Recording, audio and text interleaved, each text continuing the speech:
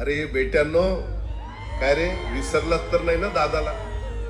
आज तुम्हा सगळ्यांना इथं आनंदात बघून तुमच्याशी संवाद साधायला आलोय. खरं तर मी रोहित डाडरला म्हटलं होतं मी एकदा जयंतीला नक्की येईन, पण नियतीनं सगळं हिरावून घेतलं बघा. हरकत नाही गड्यांनो, आपला महाराष्ट्र हा शाहू फुले आंबेडकरांचा अण्णाभाऊंचा महाराष्ट्र आहे. इथं विचारांची परंपरा आहे, जातीच्या भिंती उभ्या करण्याची नाही.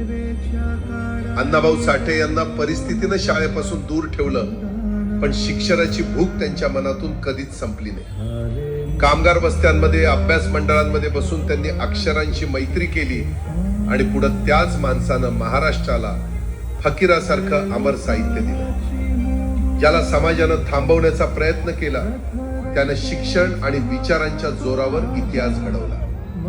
मग आपण कोण आहोत? एकमेकांना जातींमध्ये विभागणारे? आपल्या मुलांच्या हातात जातीचा वारसा नको, स्वप्नांचा वारसा द्या. रागाचा नाही, विकासाचा विचार द्या. कारण महाराष्ट्र मोठा झाला तो जातींमुळे नाही तर माणुसकीमुळे. आणि अजूनही वेळ गेलेली नाही. माझा महाराष्ट्र जातीपातीमध्ये अडकू देऊ नका. सगळ्यांनी एकमेकांसोबत राहा, एकमेकांना साथ द्या.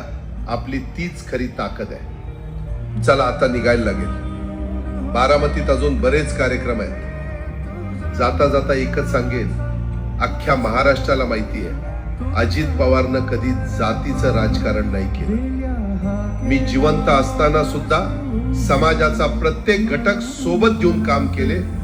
मला खरी श्रद्धांजली द्यायची असेल तर राजांनो, माझा महाराष्ट्र जातीपातीमध्ये नका अडकू देऊ.